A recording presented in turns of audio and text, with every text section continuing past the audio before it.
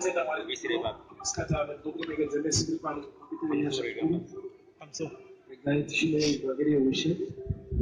gospel of the kingdom.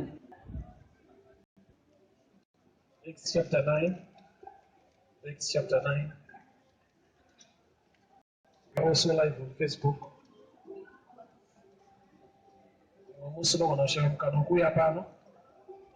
But if you're interested in what program we can just go to Facebook, like our page. Acts chapter 9, from verse 30. As Peter traveled about the country, he went to visit the Lord's people who lived in Lydda, where he found a man called Ananias. Let me just shift.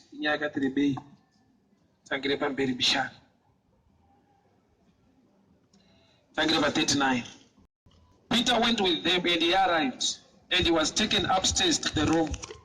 All the widows stood around crying, and showed the robes and other clothes that Dorcas had made while she was still with them. Peter sent them all out of the room. Then he got down on his knees and prayed. Turning towards the dead woman, he said, "Tabitha, get up." She opened her eyes, and seeing Peter, she sat up. He took her by the hand, helped her to her feet. Then he called for the believers, especially the widows, and presented her to them alive. This became known all over Joppa, and many people believed in the Lord. Peter stayed in Joppa for some time with a tanner named Simeon or Simon. Father, your word, it's already said to God, billion you go good, Stanley, Muzita, Jesus Christ in Nazareth. Let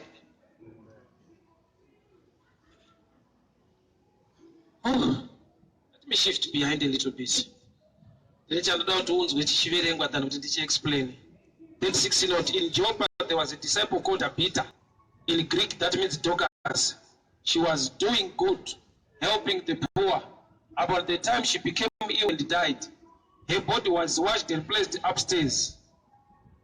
Lydda was near Joppa. So when the disciples heard that Peter was in Lydda, they sent 2 men to him, urged him, saying, "Please come to us at once." That's not Dorcas. A record she was a good woman in the society. She was also a believer. Bible rati waipan anotambuzika mawido aiva zvokupfeka. But at a certain time she became ill. Ndokubva afa. Munhu ari right, anoita zviri right, ndokubva afa. Because there are times yekuti munhu akasikirwa nedambudziko rakakura, tinowanzotresa kuti maybe ndokuti ane zvakaipa zvaakachiita, saka zvaitika kwaari. Chinhu chakaita sedeath kana kuti rufu runoitika kuvanhu vari right, kuvanhu vasiri right, vanhu vanonamata, vanhu vasinganamate, vanhu vari gifted nevanhu vasiri gifted, zvinongodaro. It's a common ground yekuti tese we can pass through that same way. So Tabitha aita zvakanaka musociety, waipa zvekupfeka kumawido, but at a certain time she became ill and died. Afa kudaro vanhu ndokubva vasuka vamugeza mutumbi wake, ndokubva vaiswa muupper room. Ndofunga vari kungoprepare the body kuti vachienda kuburial. But vari muprocess iyo kuti vasuka mutumbi wake ndokubva vamisa muupper room. So the disciples heard that Peter is in Lydda. Now iyi yaitika panzvimbo inonzi Joppa, pane vamwe mabelievers kana kuti vatendi. Pakati pavo pane munhu ari right aita zvakanaka afa. Vageza mutumbi wake vamisa mune imwe room yavati upper room. Zvanzi vakanzwa kuti Peter ari panzvimbo inonzi Lydda. Ndokubva vatuma varume vaviri kuti endai munoshedza munonzi Peter auye kuno nekukasika. Peter ari kushedzerwa rufu. Patoita nhamo pane munhu afa. Vanhu ava handizive kuti chiri kuvarata kuti vashedze Peter pamusoro pemunhu afa chii. nokuti dzimwe nguva vaigona kushedza Peter achirwara. But this is a time yekuti vari kushedza Peter paissue is so critical yatinoziva tese kuti kana munhu atofa. But these believers vasati vaendesa Tabitha kumaka kana kutomuviga, vakati kana tanzwa kuti Peter is so close, let us send men to bring Peter to this place. So varume vakaenda ndokubva vanoshedza Peter auya. Bible rinoti wakapinda mumba manga mune chituna, ndokuona vakadzi vaichima mauchi dzaivapo dzakabata micheka machira dzichiudza Peter kuti ndo zvaitwa naTabitha zvino zvafa nani. Vanhu vaingochema vari murume iyoyo. Peter apinda ndobva aparidza vhangeri rekuti vese vari mumba munomubuda izvei. Vanhu ndokubva vabuda, iye ndokubva anamata kune chitunda chaTabitha. Tabitha ndokuamuka zvanzi ndokubva asumudza neruro rwake akamira akashedza vanhu akati chiuyai munhu wenyu amuka. Ndokubva Tabitha adzokera kuvapenyu anga akafa. Ndonyaya ndaverenga. Let me preach. Vanhu vaenda kunoshedza Peter, Bible rabuda pachena they were believers vatendi. But pane chavari kuunderstand pamusoro penhau yekunamata kuti tese we are saved, tinonamata takatenda. But kune masituations atinofanirwa kuziva kuti hatina kufanana pakuopareta, takafanana pakunamata. Pamusoro pemamwe situations we need others. Amen. Dai type yechechi yakangoti afa anopinda pano fundisi type yativige munhu aivikwa. Vanava handisi kuvashora kuti havana mate, toapuruvira kuti vanonamata tovapastera kuti believers vatendi. But pakati pavo ndokubva pafa munhu, ivo ndokubva vaziva kuti varume munhu afa uyu nyange tichitenda. But pane imwe level yegrace nekuopareta mbasa raMwari inoda somebody ari greater than what we are. So kana tanzwa kuti Peter ari pedyo panzvimbo inonzi leader, namo iri pano paJopa, regai tumela vanoshedza Peter auye pano agozoona zvekuita nesituation yatiuya. Dorcas wafa muenvironment ine vanhu vasina ability yekumumusa, but vanhu ava vane grace dzekuti they respect others. That's why akamuka. Okay, somebody said me. Dorcas wafa, vanhu ndokugera chitunha akavakisa maparo, they are ready to bury. Ndobva pauya news dzakuti Peter ari pedyo ari panzvimbo inonzi leader. Vanhu ndobva vati chitumai varume vaviri kundoshedza Peter auya agonyengetera pasituation yatiwira. Vanonamata, Bible ravati mabelievers, Mwari unotoziva kuti vanonamata. But vane depth of knowledge iri mavari yekuunderstand that the grace iri mune mumwe yatese tichinamata. Ndokubva vaparidzirana nekuti varume ngatimbomirai kuviga munhu. Kana tanzwa kuti Peter aripo paleader, madii kuti pamhanye vanhu kundoshedza Peter. Unoziva here kuti dai Dorcas kana kuti Tabitha aipinda dzedu idzi manje dzedu idzi dzakuti ndini baba hakuna mufundisi aivigwa. Nokuti chandakundikana inini handidi kuti mumwe munhu aite mbiri nacho kana tichinamatawo. Rwendo rwokunamata kwedu mazinguva yatiri ndeyekuti chandakundikana inini as a father kuvana vandinongarira kuchechi, I make sure I close the door yekuti vaone help from somebody. Kuti as long vachiwana help iri better from somebody, nespirit yekuti vachaenda. Saka kuti vasaende havafi.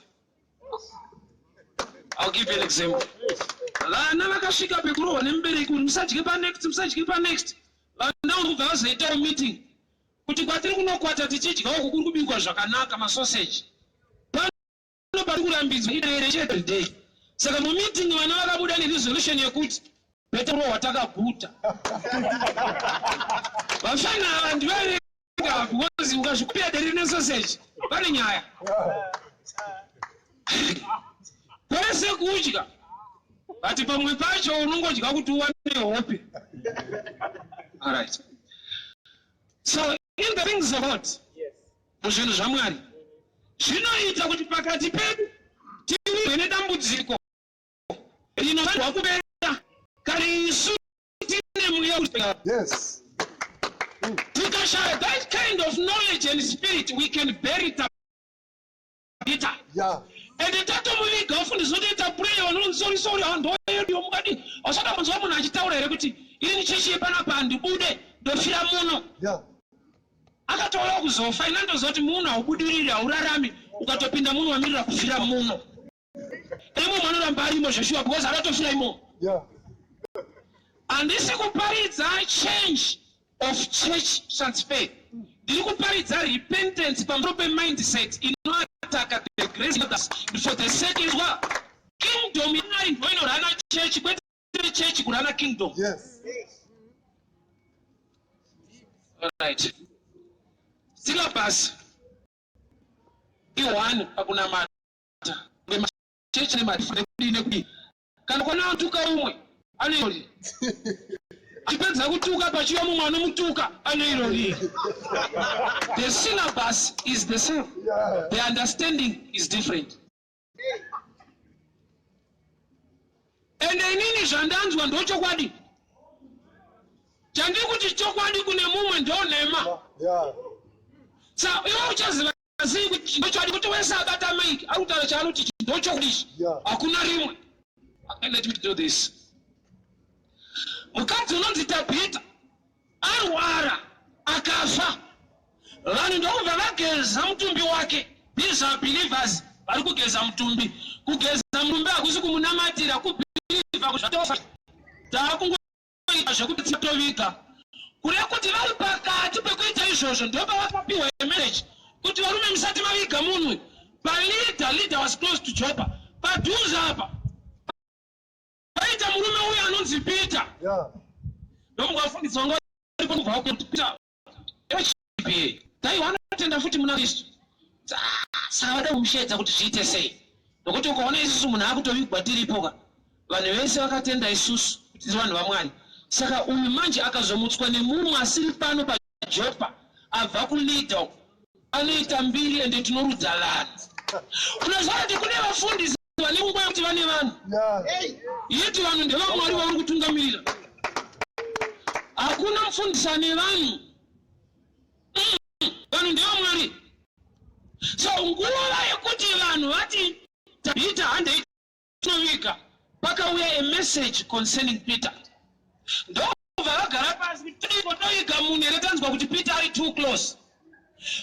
Ikuti believers kuda kundovigata Peter. Ndokubvanzwa about Peter. Yet they are also believers. Izwa havana kunzwa nezvaJesu. In brackets I'll help you better. Ndokutenga wataura munhu. Baibo vakanzwa kuti Peter ari padhuze. Kwete Jesu.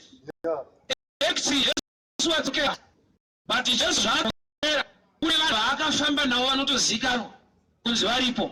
Saka havana kunzwa kuti kuna Jesu, vakanzwa kuti kuna Peter. But tine problem one yekuti pamwe pacho vakunzwa kuti kuna Jesu kuti utende, pamwe pacho uchanzwa kuti kuna Peter. Apa toipa vanopanzwa musha Peter munhu ka ava pavakanzwa kuti kuna Peter munhu anotofawo. But pavakanzwa kuti kuna Peter ivo vane chitunha pamberi pavo vakabhiliva kuti there is something a difference yaanogona kukoza. He is a person. But level yekuziva kwatinoita anonzi Peter imbomira mberi yavo. So ukataura Peter vanhu havana problem. Bhaibheri havadi kuti bhaibheri rirarame vanozvigumire kuna Peter. Tikangobvisa Peter tikaisa zita remumwe munhu janoisi uchingopedza kuparidza nomwe achikuchedza kuti aiwa baba vanhu havataurwe ka iri kutaura Peter. Kukorekta kuti vanhu havataurwa bhaibheri takanyorwa kunzi udzima woti Jesus. Pakanzi mika udzima woti Jesus. Uchaona uchagadha rako. Iyo chainotaura vanhu kai. Mwari kusvika level yekuti hachada kuzviintrodusa saMwari mweya kana machikoti anoti ndiwe Abrahamu. Tiyachatoremba kuti ndikazikanwa nemunhu ndapinda. Mwari waAbrahamu. Haasi Abrahamu aiti ndiri Abrahamu waMwari. Mwari ndiaitodada kuti ndiwe munhu.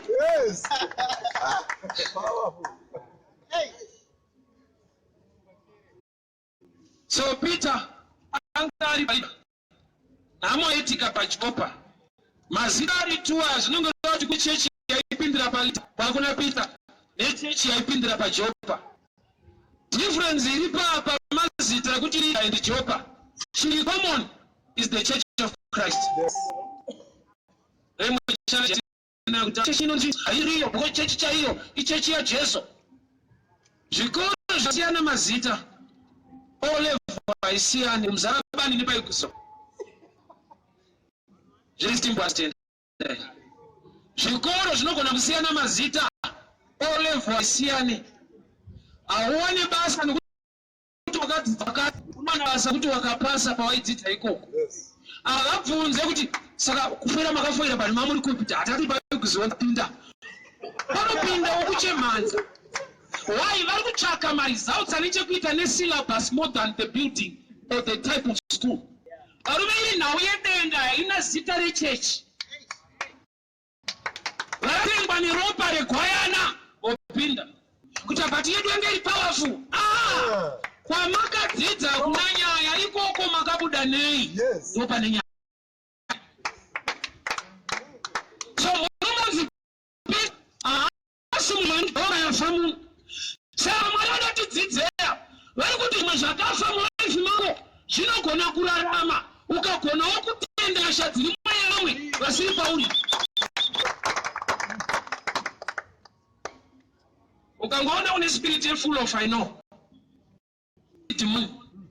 Nokuti hamuna munhu anoziva zvese.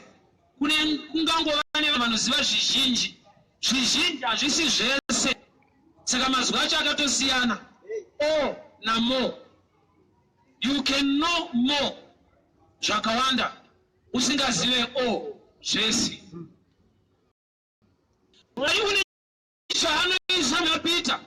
Chekuti vanhu vakasashedza Peter Dorcas anovigwa. Hazvina kuti Mwari vakamaka chechi yepaJopa. Mwari vakamaka kusazvideredza pamunhu wavasimudza. Nokuti nzwa Peter haasi musame environment yafa Dorcas.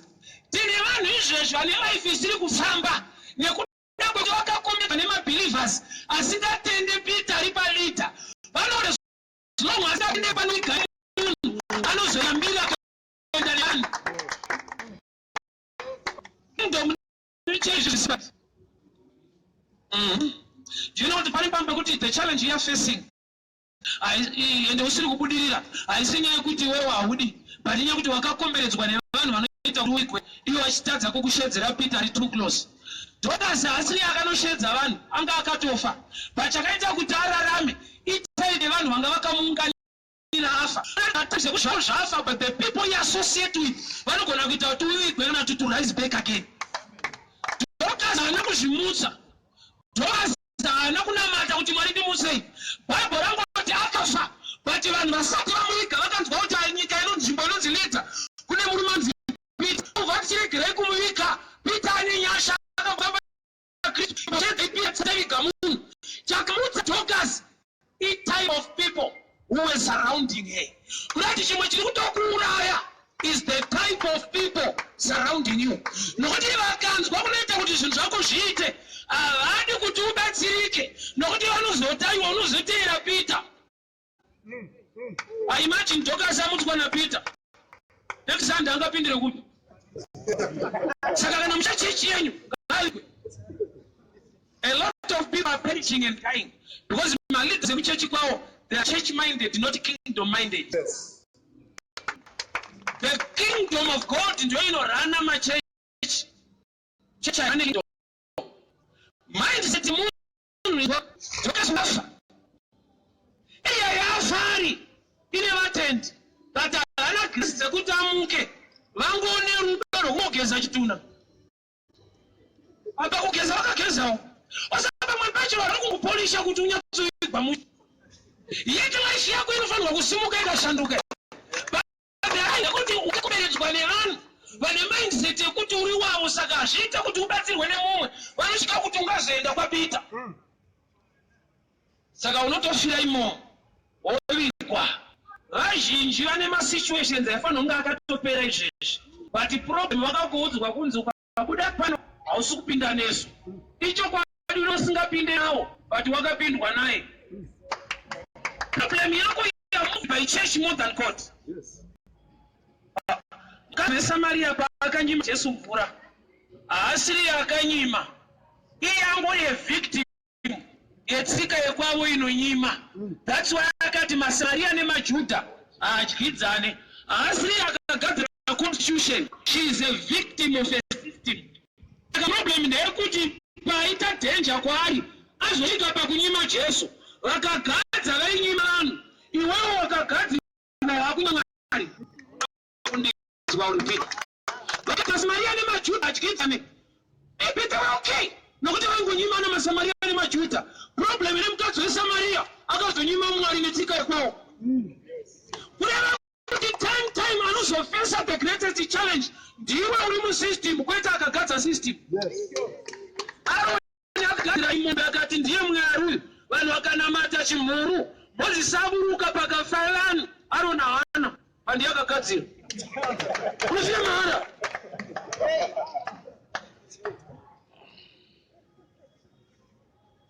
Nicodemus was a teacher. My teacher, yes. But guess what? Akaenda kuma private lessons usiku. Akatichwa the truth. Ari one. Kweso auraya one. Nicodemus akatonzina, yes, you must be born again. Iwewe. Iari teacher. Oza ukaita teacher dofu pakatoipa. Chokuti pale kuna Yesu andomzima msapapo iari paridza kuponesa. He was a teacher. Anakubva kwa Jesu siku akaungidzana kuti akomana ndai kuda saya anasangana nemudhara anotsana kuda zvese munongonyura. He knows the truth on personal level, but the rest of people they will die in their place. Nokuti kwa Jesu anakuenda akaenda ndiniko. Dorcas chamura handisi kuchiziva, but chamumutsa ndanzwa. Zanzi vakanoti shedza ipita uye kuno. Church leaders, but church yasvika palevel yekuti yasuka yageza chituna ikaisa hapo kureva kuti vane zvavagonawa azotadza zvese zvituna vanogeza kuti havamutsi vanokupa proper burial but pane challenge ndepekuti kaiwe uchifanirwa kurarama uchaligwa nevanhu vari good but vasiri godly pakuziva the mind of God pamusoro pesituation yako. Kune vanhu right aukirana desemo mwana wangu paakaine booklets aita ole plastic ane homework akati ndibatire message mwana statement genuine mwangu message dzinonetsa andina kuita dzinonetsa inini papo ana dzinonetsa izvo zvinozungura tapi kuti there is somewhere who can teach you mathematics. Although in fact vasingagoni kuticha maths, but dzinogona kutishika ndikadzinzwa. Also there are times yekuti chandakundikana inini I make a doctrine on it to make people slaves on that. Chese chandakundikana kana kukazi anogona I make sure ndoataka kuti mushonga kuna ndakatanya ndikanamata hapana kana chandiri kuona iye ari kuti aisi ari kunyemba vanhu vavo ati vese vari kuti vanhu vavo iwe inda usina vakwe uraka kukunda futi pakuva nevanhu because ngane vake wauna izvai muchechi mune vanhu vari kufa vasingafanirwe kufa mune vari kurwara vasingafanirwe vachirwara izvezvi inyaya yekuti church doctrine yakavaita maslaves more than kingdom knowledge nokuti sometimes anoita kuti umuke haasi mujopa ari kuleader pakula leadership yotoenda kuti arume kokaiwo nhengi. I have been to many conferences with the different churches. Unaziva kuti tine chinhu chatinogona kudzidza pano pakauya mumwe munhu tandikaramba ndakamira pano no matter unondida zvakadii ndine zvandisingazive ndine rimwe grace randisingapihwa rine vamwe zvakuti ndingoti hana umira pano I'm the only preacher. Sometimes I'm good for you but I'm not good for this man. But the challenge neuyu they are different and the grace yandakapihwa is not for everybody, it's for somebody. Ina ndakudadirwa munhu wese ndakadadirwa vamwe vanhu Sakuna ndodzi kuti sikusozala kusvikawo. Andambodandirwa munhu wese Mwari atondiudza kune vanhu vacho. Ukaita mindset yekuti wakadandirwa munhu wese, you are wrong. Nekuti unofanirwa kunge une inonzi mini presence. Kuti chipedza pana bhoteri kana wakumzara banoro, chipedza kuti une wa German. Proof yekuti hauna kudandirwa munhu wese, cheka passport yako. Sati wafamba. Mwari adi kukuvhurira madhoo uende kwese ikoko. Kune variko vari kutorowa. Auza mweya wa Elijah ndekuti Mwari ndine ndekamuprofita ndakusara. Mwari ndokubva atatsana. Ndine 1000 vasina kupfugamira bhaya. Zvinoita kuti Elijah andega ndasara. Akatarisa paMount Carmel zvakaitika. Akaona kuti anga ari against vaprofita vabhaya. Inzwa munogona kupinda mega paMount Carmel. Vamwe vachipindira kubako vari 1000 ndokutonete chihombe. Mindset ya Elijah ndeyekuti asingabate neni. Hana mati. Saka ndakutaura Mwari ndokudza ndindega ndasara. Mwari akumupuvhira kuti aiwa amuzivani ndokuzivai. Elijah anga asingaziva ari kubakwa, but Mwari vaziva. So zvinhu zvaMwari sometimes ndogona kusakuziva, but he knows you. Mukadzi anonzi Dorcas wafa. Environment yaafari pakati pemabelievers, kwete masatanists. Inzwai, there is a level of grace and difference. Out the scripture to help you. Mark chapter 4 verse 8. Mark chapter 4 verse 8. Wakamonzwa parable of the sower. I'm sure wakainzwa kuti mwembe uya kaenda padombo, imwe ikaenda pakati, imwe ikaenda parod.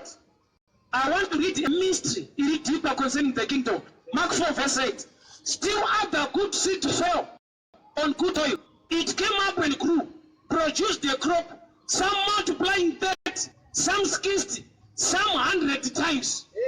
Mbeu yakanaka, paivhu rakanaka, imwe yakabuditsa 100%, imwe 60, imwe 30. Hapana bad seed, bad soil. Good seed, good soil. But there is a difference in harvest. Zvine difference. Say, kana mbeu yakanaka, yaenda paivhu rakanaka, yoti 30. Imwe paivhu rakanaka, iri mbeu yakanaka, yoti 100. Ulikona here kuti ya 30, kana iri chechi, kana ari mufundisi akanziparidza, anotoda kushauta we 100 kuti mafi. Isi watitori waMwari netitori right, but atinde zvavari kuita matsotsi nehasvike ikoko. There are times yekuti chechi yanyu iri kurova pa 30%, but hazvina kuti ndeye masatanist. Uri kuti sweet pakuti sweet, but kuna vari kurova 60. Jesu akafamba pamvura. Peter akati, Ishe, kana muri minitendere ndiwe, kwete munhu wese. Peter, Jesu akati, Peter akafamba. Bota vachiri madisciples nyangu vasiri kufamba. Peter anotafamba uvati maona. Havasirious vakomana ava, ise tiri mumweya. That's why Mwari kuti vabvise mweya kutarisirana pasi. Vakatendera Peter kuti mbonyura. Kuti usazoposta kuti ndakafamba. Vakukwenya kuti wanga wakunyuza. Nyangwe Peter akafamba. Vakadzoka mubhoti, Jesu akapinda. Jesu akadzokera mubhoti rine vanhu vasina kufamba. Akadama. Kureva kuti anogona kufamba nemi akagara. Anogona kufamba nemi muchoka mese pamvura.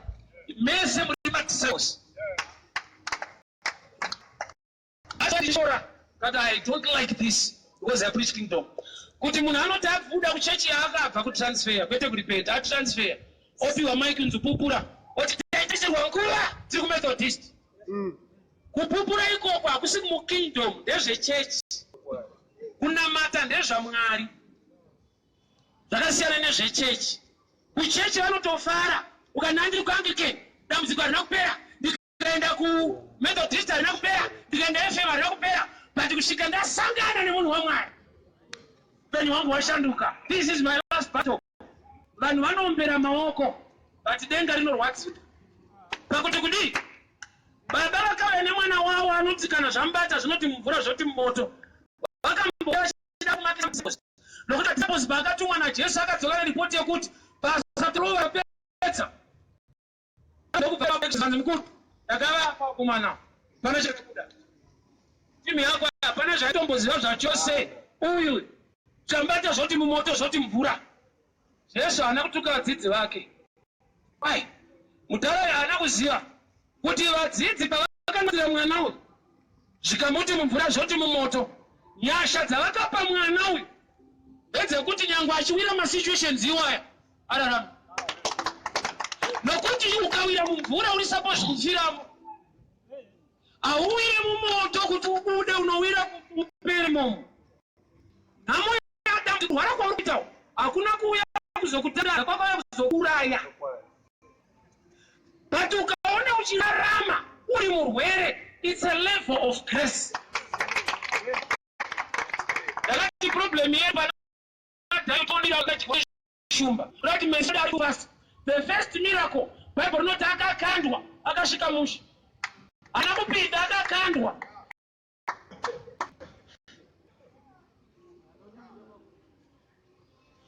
Mukakandwa mugomba mune machances ekuchikoka.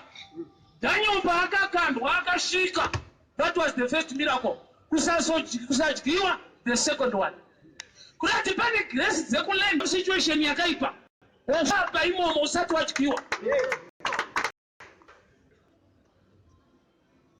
So these people, Dorcas. So mukadzi uyu vamuvika, vamugeza. Kureva kuti vane zvavatogonawo kuita paai. Pita akasvika munhu agezwa. Ungangodaro uchipinda kwaunopinda uri dambudziko rawina. Waudzwa nemunhu kunzi ukabuda ikoko ukapinda kuti inoera. That's a church gospel. The kingdom gospel. Dambudziko haisi church. Ndijesu yamai. Bhaibheri rinoti nemavanga ake takaoreva. Mwari haborese kuchechi hombe. Mwari anoboresa vanhu vanopinda muchechi.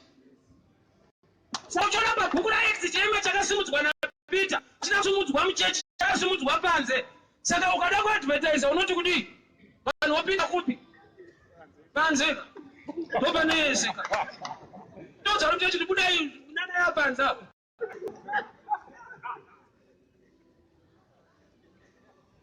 Dorcas died. But those who were surrounding Dorcas havana kufocus on burial. Nyangwe vachiziva kuti afanfanirwa kuvikwa, nzeve dzavo dzati dzakavhurika kuda kunzwa kuti is there somebody who is greater and better in terms of grace so that anogona kuatenda this issue.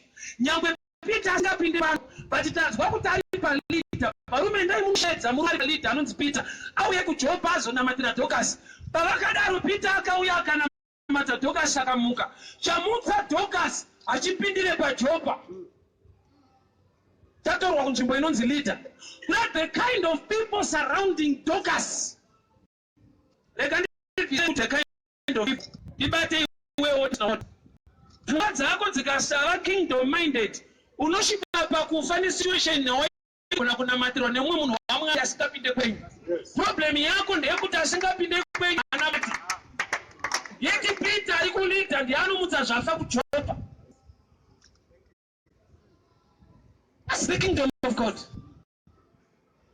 Mindset ya munhu kana isi kingdom minded are driven by church. There was a time I preached concerning the kingdom of God. Somebody ndobvaya kwandiri zvanzi but amusvika kutotaura kuti tokuwana ipapo. Wandida kuti uwane ndiJesu. Bekuzoenda kudirect mupenyu anorarama. Nokuti challenge nevanhu there are times yekuti chata kuti uyaregere kufa is the type of people kwete rufu.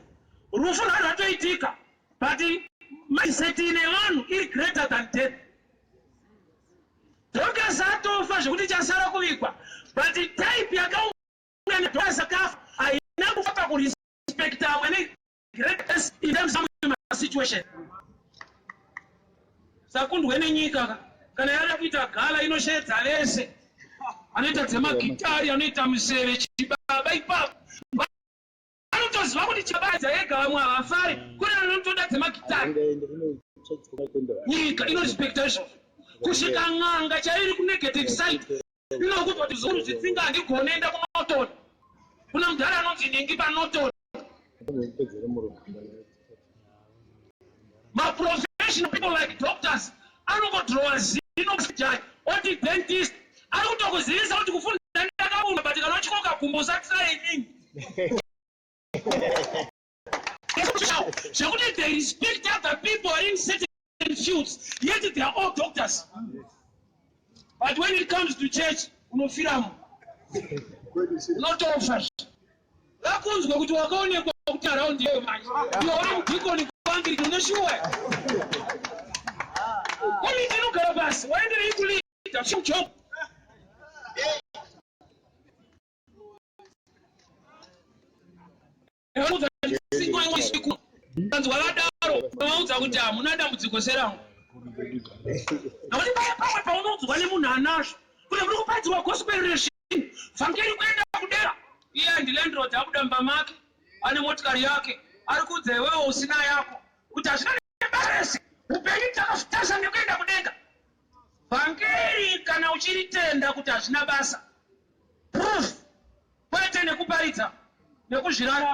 Tengesa zvapo shikakumba udzadzimai kuti imba ine basa rese ndaenda kudai mwana tenga imba otora motora mwana tomota muenda kukomana nadzimai oti titakumira kuenda kumusha ukaona kutatsa uresi zvono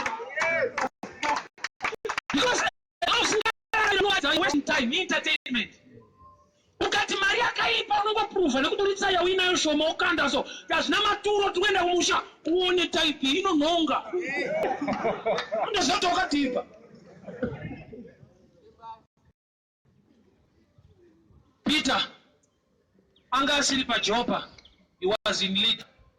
Pajopa pane kind of people and believers who also believe in the grace in a vamwe. There are people in life who are greater and better than you in terms of my giftings in life. Better than you, you are also better than them in certain areas. That's what Dorcas.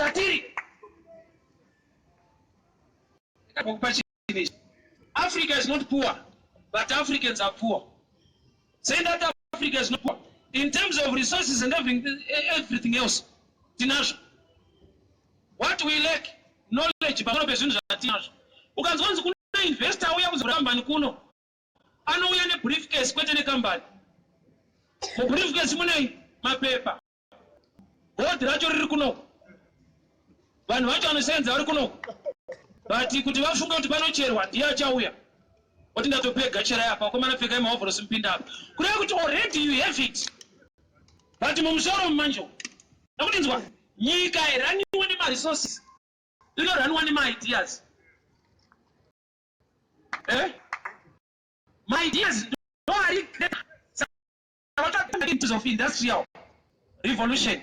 Time ya diri. Time ya information. Information in the greatest industry. This is on a DSTV and a WhatsApp and a Facebook. Do information and rutaura. And then do your industry won't pay. That's what it is. Check out Varushanda ku DSTV, Varushanda mu technology, equity information. No one is. That's that we are. Which means what the real order who run things in life, in knowledge. So what you want to make one, Nantaka would am sorrow. Maroto to tell Sati Mafamba Fungai, Nikairo Rangani like this. I'm going to rampa. You need to you need knowledge. Yeah, she couldn't send them not you upside down. Yeah.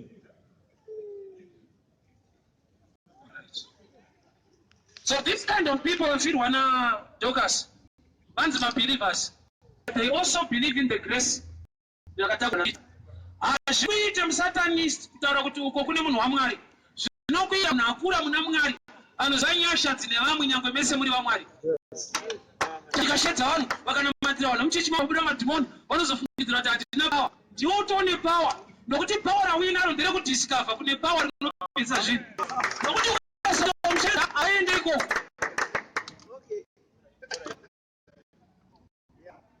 hati masvingo Christ. So the way people respect me is that kana uri guest prayer, they welcome you, they greet you in such a way that you become a real member when you visit somewhere. But the real secret, kana no one cheaters is really great environment no enough somebody. Pride is the great enemy enemy pa development yevanhu. Yes. Nokuti chawastinga newe usababa muri mako. Unogona tonyora muri yako kuti azviko kana kuti azvi exist. Kuti vanosazo kuti mudharaunda akwanisi. But guess what? Unazo zvawasakwanise. Kana utani nharo une zvawasingakone. Bill Gates is so rich, so intelligent. But akauya muno muZimbabwe. Akasabvunza na street kid kuti toilet iri papi anozviitira. Haana kurisecha matoilet, arisecha makombiyuta. Saka kumatoilet akabvunza wakomana matoilet. But mukomana wekutoilet kana uzoda internet ndo vanoti mudhara chindiratidza kuda kuti you are greater in a certain area. And acknowledging the greatness of others makes you greater. Togara pasi dareso. Takamona akaenda ko kuona ito. Kwete kumwanga. Gare chainyatsi kuenda kumwanga. Mazaro chakunyatsa kuenda imwe chechi. Why nokuti vanhu vanonzi vepano vedu. Kuti kana akatera nhamo isinogona. Chipatara unogona kubviswa chekumusha wanzi ukaparinatwa. Vana hamboti wapanduka. Vanoti waipuruwa. Madhokota ekumusha ati matazo makiswa akanoporera kwaRarare. Tozonzi atirape aiwa hamuna zvacho. But qualification munayo.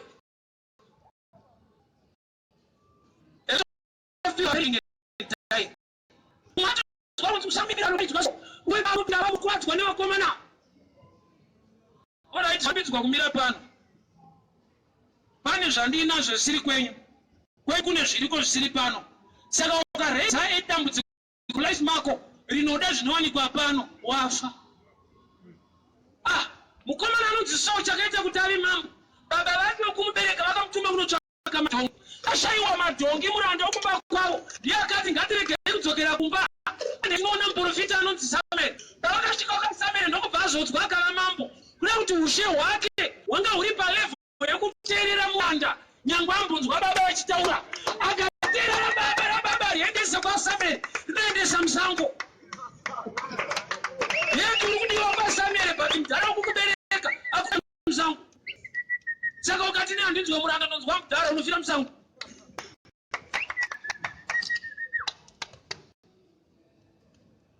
Moses anga ana mai 2 which is impossible naturally. Munhu agone kuita ana mai 2. Nokuti mukadzi wani ndiatakura nhumbi yemwana. But Moses say akaita mai 2. It was God's plan to preserve his life. Chirudzi kuna mai vakamubereka nemai vakamhonga. Chakaita kuti ararame amai vakamhonga. Nokuti Pharaoh aisa death sentence. Timwasovepabe mukomana urayai. Chakaita kuti Moses asurvive. Akanhongwa namai vasiriyo. Kuda kuti mai vasiriyo vakakunhonga ndo vanozoita kuti zvawakaberekerwa zviitike. Nokuti haugone kurarama kana usina kunhongwa neava. Nokuti ukangozikanwa kunzi wakaberekwa nevako chaivo unofa. Kureva kuti mwanasikana waFaro, she is not the right mother to Moses, but by revelation she is also in the mind for Moses to live. Saka aigara kumba kusiriko. Shuke mukaka ononwa kuna mai chaivo. But kuti ararame onoswera kumba kusiriko. Kuda kuti chakapa Moses kukura akagona kubalansisa the mystery of 2 mothers. Kuna mai vasina mukaka but vanoita kuti urarame. Oita vane mukaka ukagera nawo unofa uchiyamwa. Nokuti Pharaoh ati ndoda kura wese mukomana wechibhuru aberekwa. Saka make sure kuti ucharespect the one. That's why I always tell you this. No matter your pastor is not used in miracles, respect him. There is a certain area in your life. So that if you want to get a miracle, I'll help you. Dorcas, hauna kumuka nokuti Peter akunamatira. Wamuka nokuti vanhu vanga vakukumbiridza wafa. They respect Peter. Kuti respect yevanhu vawinawo ndoyaita kuti muke kwete Peter. Peter auye by prophecy. Anouya kuti kuna vanhu vatishedzai Peter. Kureva kuti kana wamuka usati wadako Peter, kwete chichandopindai ndatofa. Ndoyatokumutsisa. Pawafa ndovashedza Peter. Sikira kutuka manje kuti manzona chedza topinda tatatofa ka. Pasina Peter auya ndokupupura kuita rukamazwana. Wese kundayitambudzika. Shikanda pano no last battle. Waitambudzika unokwana breakthrough. But just stand up. us, you were there. Yes. Dorcas ndinzweka. Peter anakubva kumba kuya kuzomunda. Vanhu vaida kukuvika ndovafunga kuti kuna Peter, tumai vanhu kuna Peter. Saka kana wamutswa na Peter, chimbomirira kubata Peter ruoko. Enda kuvanhu ava vakakukomberedza. Ota mune anointing, but respect yamwina yaita kuti munge. It led me to Acts chapter 3. Peter na John pakasumudzwa chirema pa beautiful. Achina kusumudzwa na Peter chete. Pakasumudzwa Peter papo unoda stere. Chakasumudzwa kubva kumba nevanhu vasina mazita. Yeah. Nokuti Peter akachiwana chiri pagedhi rechurch kwete kumba. Saka murume uyo akasumudzwa na Peter. Apedza kuti kuna Peter, thank you. Ngaaende kuvanhu vasina anointing. Oti mudhara wangu ka. Sodza hamuna bati munochima munhu. Yeah. Unomusiya panzvimbo chaiyo. Nekuti zvinoita. We need to respect and understand the level of grace in others. Here, do you know? Kuti vamwe vanhu vanoyachimira pano. Avauye nokuti I'm preaching good. Vanouya nokuti pavari kupfuura vanoshamisika kuti sei pane vanhu. Ouya. Which means we are preaching together. Haisi nyaya kuti ndiri kuparidza kuti vanhu vauye. Inyaya kuti pawauya wakonzera munhu kuuya. That's why I respect you on that. Pamwe pachatedza nhuruya. Nokuti vanhu vane mentality kuti pakaunganwa panei. Saka chiri kuti vaunza ndiwe. May God bless you for that. Amen. Nokuti kana munhu aona pakaungana vanhu akauya akanzwa vhera atendeuka, credit yekutendeuka kwake haisi kuna preacher chete. Law of attraction is the congregation. Usachite pasina panoshuvirwa vhangeri raMwari. You are also doing your part in the things of God. Dorcas kana wamuka, usashure vanhu vasina kukunamatira ukamuka. Vatuma vanhu kuti ende munoshedza pira uye. There are times yekuti we are missing to respect those people. Vatinoti havana title, Apostle Peter pauya ndopa zvaita. Haukone kureceive grace Apostle Peter. Usina kukomberedzwa nevanhu vane grace to speak at the men of God.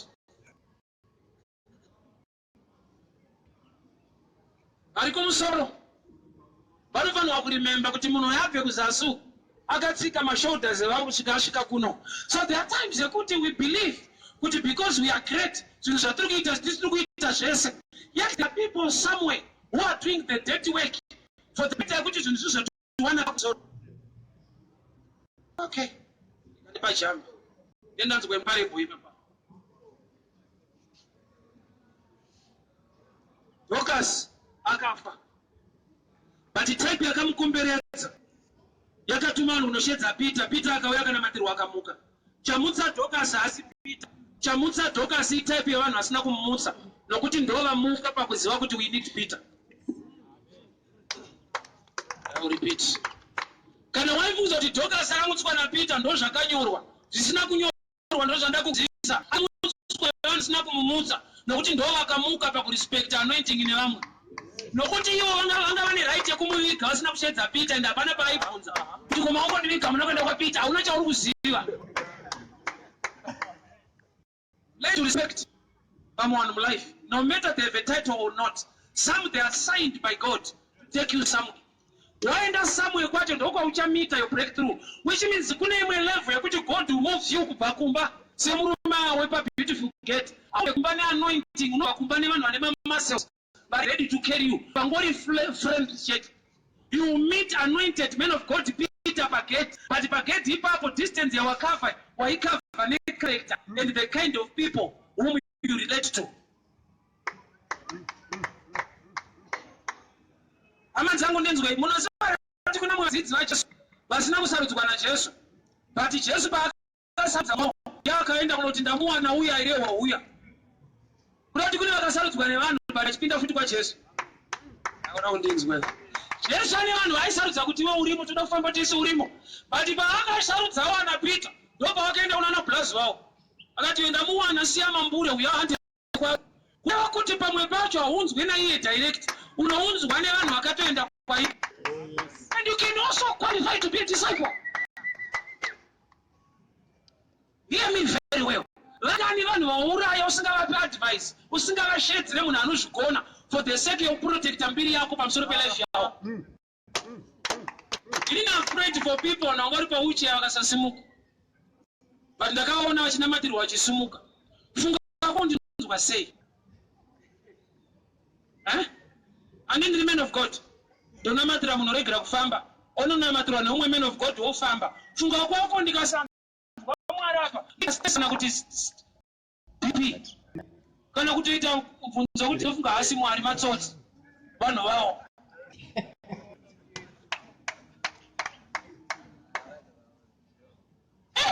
I want you to understand this. Mbeu yakanaka paivhu rakanaka haina kuburitsa 100% yese. Mark 4 verse 6. Good seed on good soil. Imwe yakaita 30%, imwe 60, imwe 100. Haisi bad seed, haisi pa bad soil. It's good seed, good soil. But my youths are a difference. That's the mystery of the kingdom. We can all tinogona kuva na vamwari, but nyasha dzakaiswa matiri dzakasiyana. Zvoreva kuti mumwe ane dzimwe nyasha dzekuti anonidha mumwe ane dzimwe kuti zvake zviendeke. Ava vakanoshedza Dorcas haasi masatanist, vamabibhilisi. Ndokati endai munoshedza kuita kulidha namatire munhu. Kuti when you are a true believer, you respect others. Ukaona nefungwa kuti ndikanamatira munhu zvake zvikasafamba kuda kwaMwari ngafi. Maybe you don't carry that 60% grace uri mu30. May you call somebody with this kid. Atara munonzwa kuti ndaenda kwaningi kukamata weka Mwari ndiwe munhu wese. Get this revelation of the kingdom. Good seed, good soil. You must 60, you must 30, you must 100. Which means an 30 must learn from an 100. Haana kurasika. Ari kudzidza nokuti ndeve kwaMwari. But the same much operator better and greater, which is a revelation you need to learn. I've seen people who preach zvekuti akaparidza unomuzvira kuti samana kuparidza ino. Ati mufundisi. Kuti ukaparidza kuti Bible rako risiriro. Jehovah. They are all ministers of the word. But the grace of revelation sometimes differs. Uyu nje secret yekuti asimuke is to learn from those vakasimudzwa.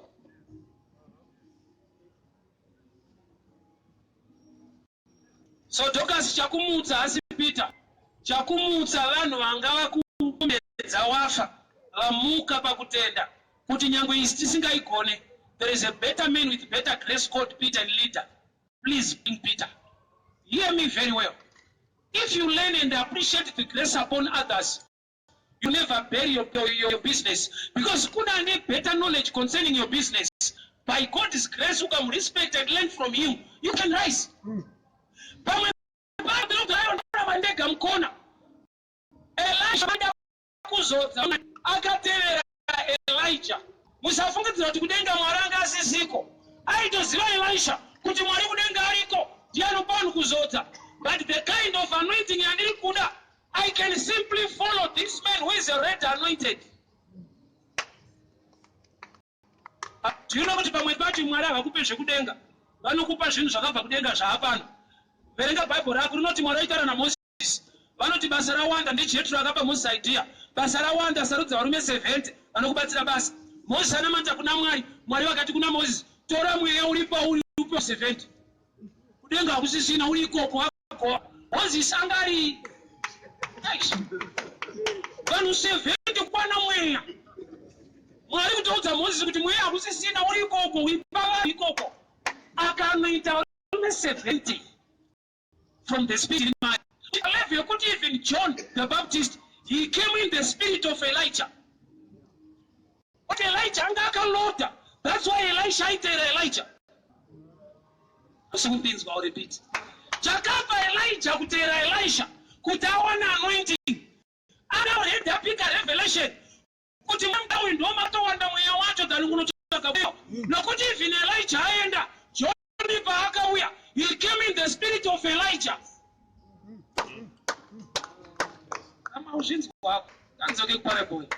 So some scripture, some 30, some 100, good seed, good soil. But the yield or the percentage is different. So Dorcas is powerful. When wakakukomberedza, they are believers, 30%. They believe, they also pray, but they have grace to rise those who are dead. But automatically they are not dead in thinking. But varume tumai vanhu kulida Peter away. A lot of people have died because of church doctrines, because of the kind of leaders.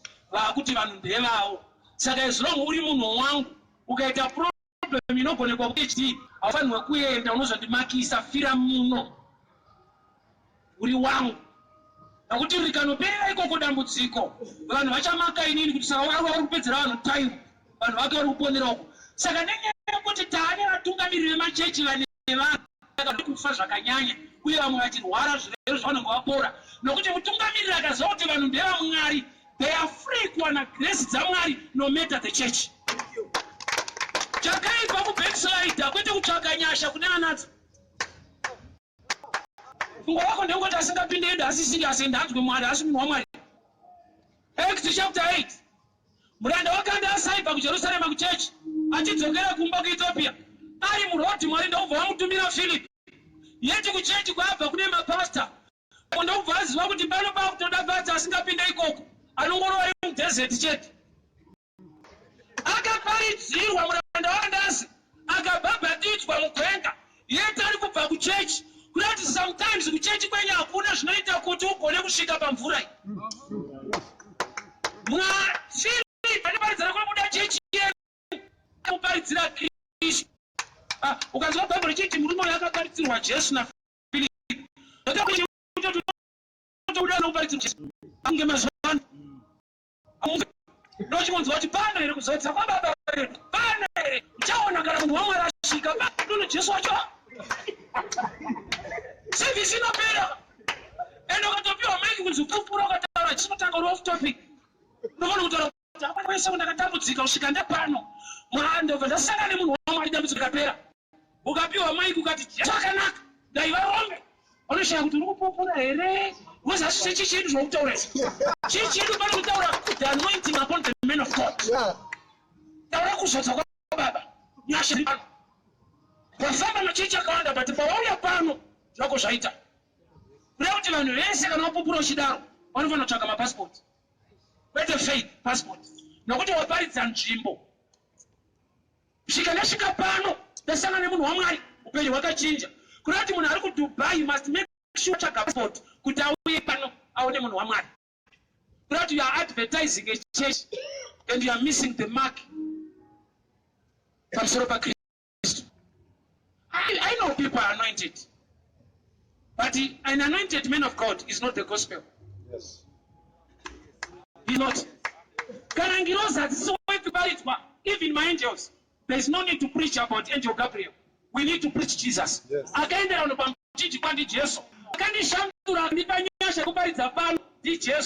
There is a wine it's all about Jesus. The anointing upon my life. What better is a chin chiri opposite cross. But I look to Bible and say, Ukura Kuma. Akukla Sharia no matter when you're Diki. They go to Shikawa Pano, Dawa Pano, when you want to change. You know what you Mike. I tell you Japano, those about distance. 2 Kings chapter 5, when it comes Kanakati. Namana kaenda kwedu Samaria anopora.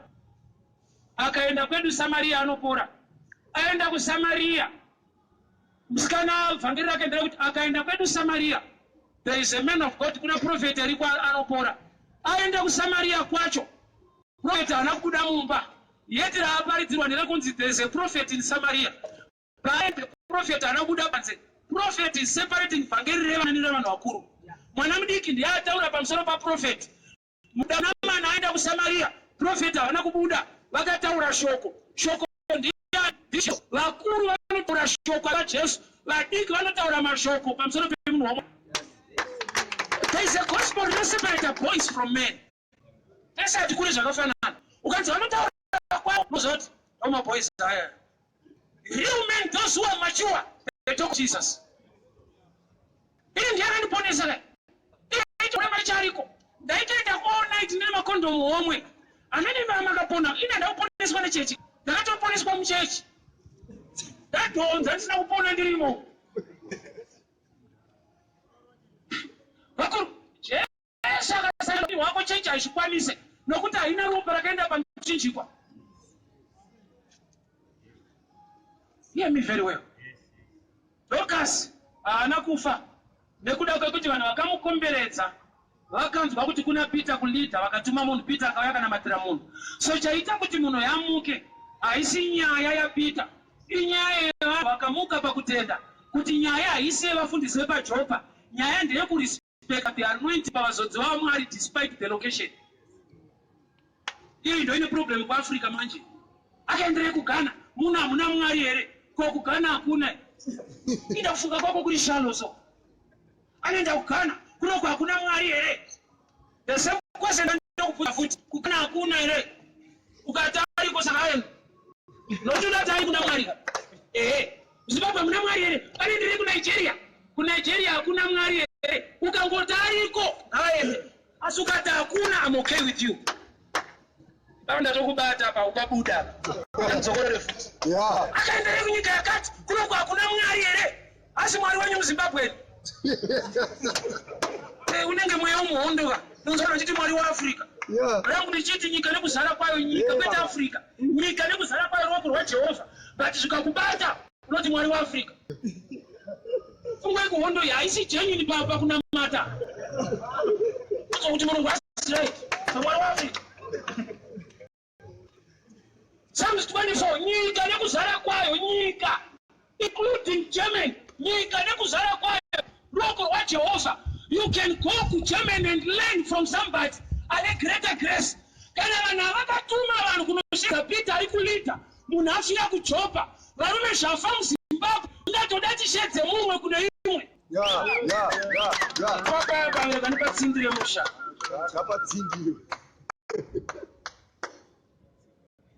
There are things I have learned with much respect. But thank God for Chris. I have learned something through his teachings.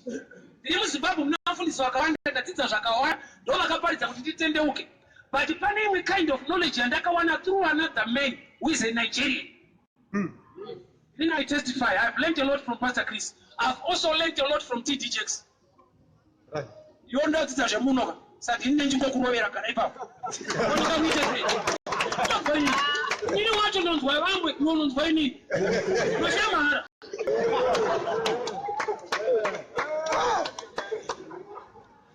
Isha chauna bhuku remwe munhu unoverenga. Une pfungwa yekuchechi kwenyu chete. Chechi yedu. Unovirwa Dorcas.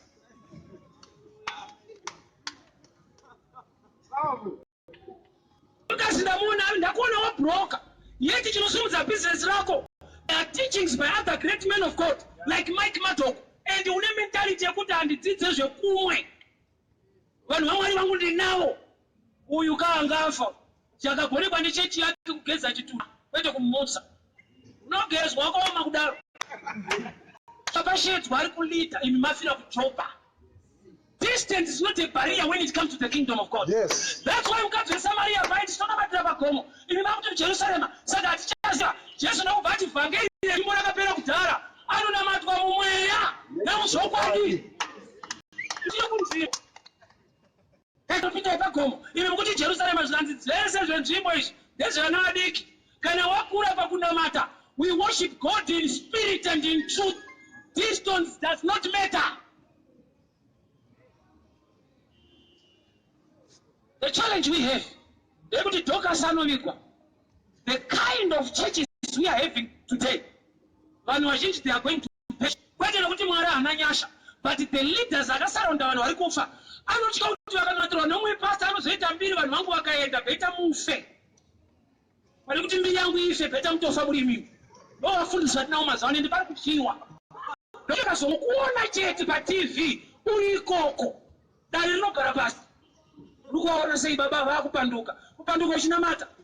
Uchiti Jason Dishons kupanduka. We improve. Kwenda grade 4 pia usukupanduka. Yes. Ipare kuiba temushe. Mark 4:8. Good sit pa good soil. You must kiss them with 30 100. Apana msatanista be good sit pa good soil. The yield is different. They say by right. Even amangari. But in levels of corporate and grace and gifts were different. Hey, we are different.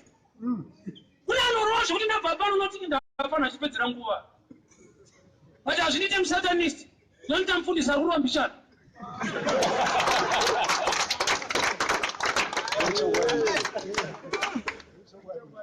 Inzwa Jesu anoti ndakainga makwai ekwezira ndakarasika. Kurasika hakupite bere. Unenge uri gwai richingorasikawo zvako. Hauite bere kana igwai rakarasika. Kana vhangeri rine kuti makwai abati makwai ako anonzwa izwi rako. Pakunzwa makafanana.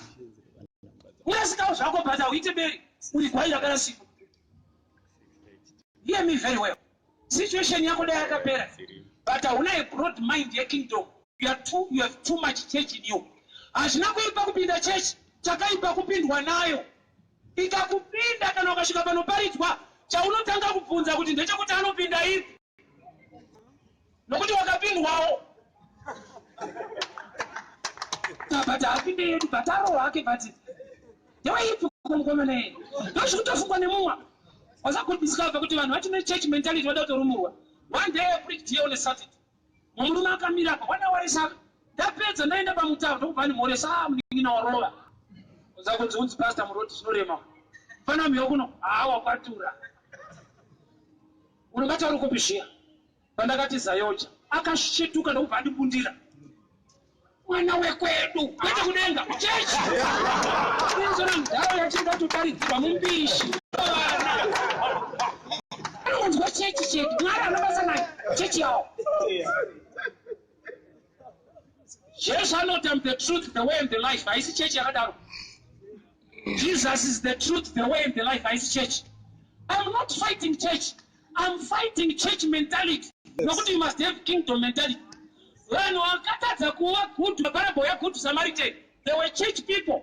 To make matters worse, they had higher positions. One was a Levite, one was a priest. Akanzi good, ana title.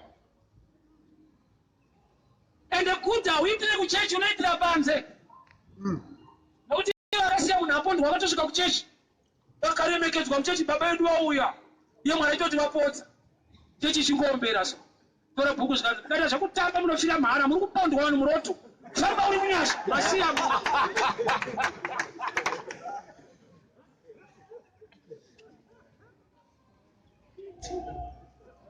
Hear me very well. Vhangeri reumambo hwaMwari rasiyana neadvert yechechi. I feel sorry and I'm worried. It's unfortunate kuti pamwe mari yacho handisanda anayo. Maybe mwangati maybe yes. It's not worth it. Kutenga airtime kuredio kuti utaure nezvekuchechi kwenyu usingataure Jesu. Nokuti munhu ari kuGermany ukaparidza zvechechi yenyu anofanirwa kuva nepassport kwete faith. Varume privilege yekuti Mwari akuwanisai mari dzekuwana mukana yekubroadcasta shoko raMwari. Talk about him more than a place or yourself. Sure, pano vakandidai wasingagoni kuuya pano wane budget yenyu. Hapana. Vakuru vari machuwa vanoti distance is not a barrier. Vadiki vanotaiwa kusvika vauya pano zvinhu zvako zvinoendeka, kuramba uri ikoko nokuwara. The preaching of the kingdom rinoita sekunge riri anti-church mentality, and which is true. Jesu paakauya, saka wakaona vanga asinganetsani nezvidhakwa, ainetsana nevanhu muchechi. Nokuti iye apinda muchechi, vanhu vanga vasingadi kuti iye apinde maari. Dambudziko raJesu panyika airiwana kuchechi. Vanga vakatenda muchechi yavo. Zvekuti baba kuti Jesu asina mutero wetereke. Peter akatotuma kuti tiende unotsvaka mari kuhove. Kureva kuti haana kupinda muchechi. Iye Mwari wacho. Nokuti haana kuburitsa mbichana. Vanhu vari serious ka? Ivo vanhu vasingazive Mwari vanoda Mwari zvekutoti Mwari wacho ukasangana naye vanogona kutomutendeuka. Kuvhura bhuku raNuku varume vaenda kuEmausi. Jesu akava pakati pavo. Vakatanga kuparidzira Jesu pamusoro paJesu. Akadiki vaigona mujoinisa chechi yavo. Vanhu vari serious. Vatomutotenda uri mutsva muJerusarema. Mambo wedu isu Jesu. Akarovera Jesu pamusoro paJesu.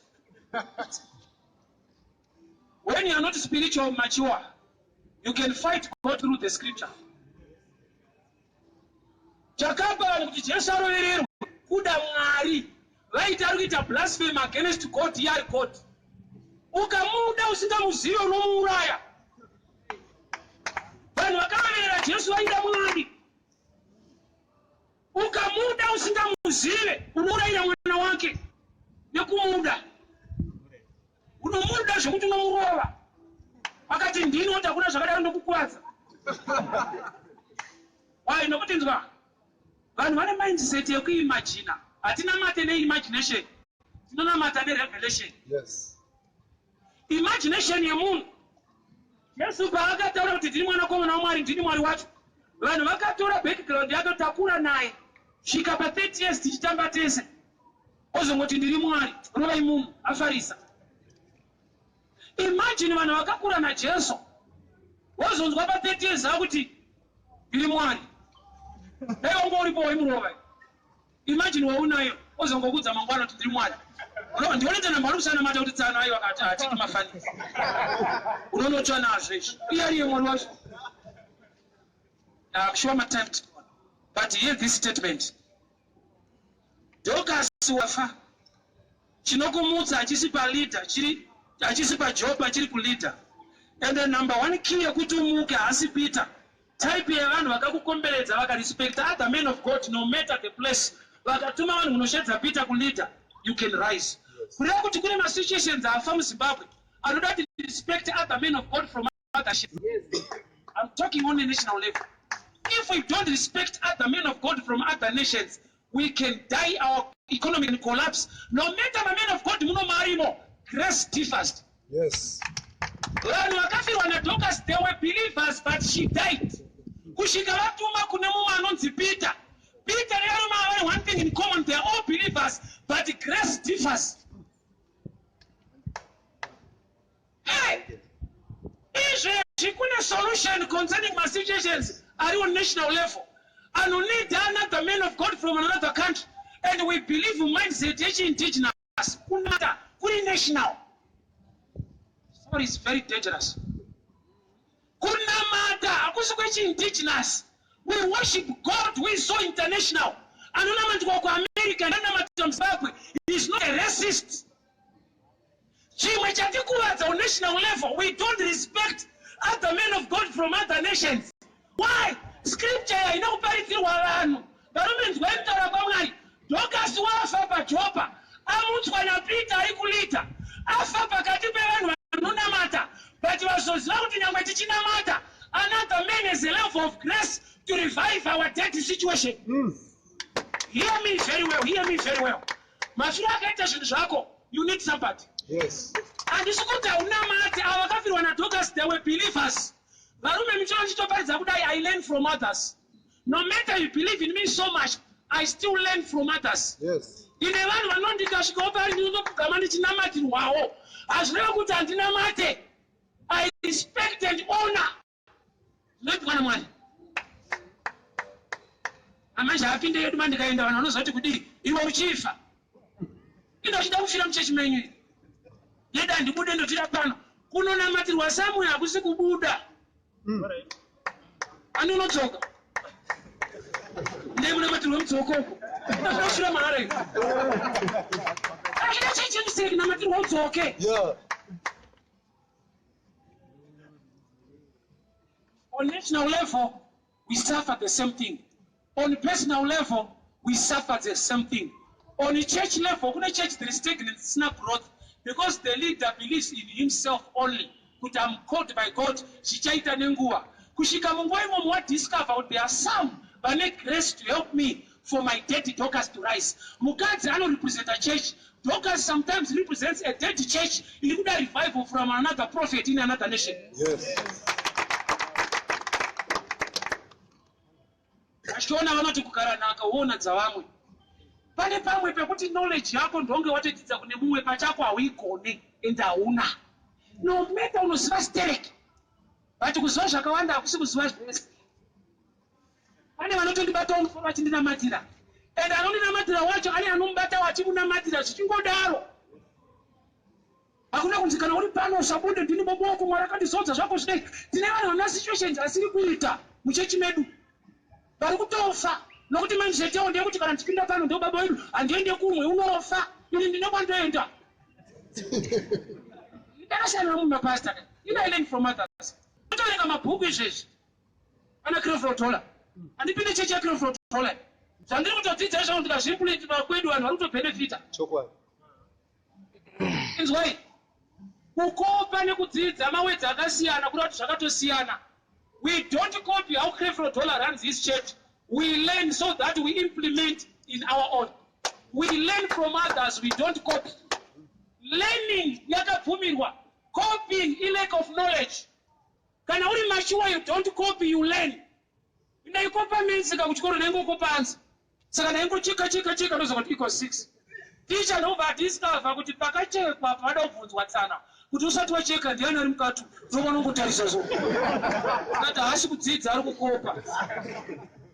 We can raise our hands. Father, we thank you for your word, your grace and your favor. Majita Baba, on national level we pray. Open the door to revive our dead Tabitha. Father, on church level we pray. On personal level we pray. Give us the heart to learn and respect others. Mwari wa Nyasha, mwari wakatendeka, imi munogona. Muneza makadurura Nyasha muvaranda venyu. Padinogumira, mune vamwe mwari vamakaisa vanogona kusimudzira kubva ipapo. Zvandinokundikana kune vamakagonesa Mwari. Urayai chinonzi pride from natural level kusvika pa-individual capacity. Make us humble people who respect each other and learn from others. Mwari mutiwandire Nyasha chakafa chigone kumuka, achimuka nekuti tachema, asi chinomuka nekuti taremekedza. Vamwe vavo makazodza mubasa renyu Mwari. Mazviita mutsvene Jehovha. Biri yose tadzorera kwamuri muzita neropa raJesu. Amen. God bless you so much.